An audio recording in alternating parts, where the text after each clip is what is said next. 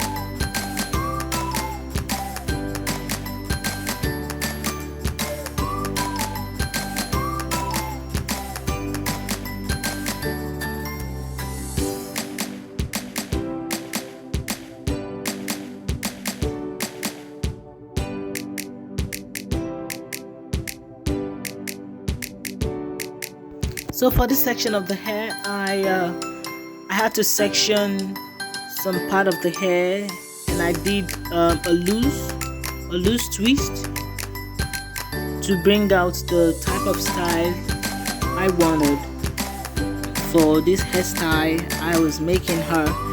And to keep this part of the hair in place, I used a bobby pin to hold it in place so that after twisting the remaining parts of the hair, I can use needle and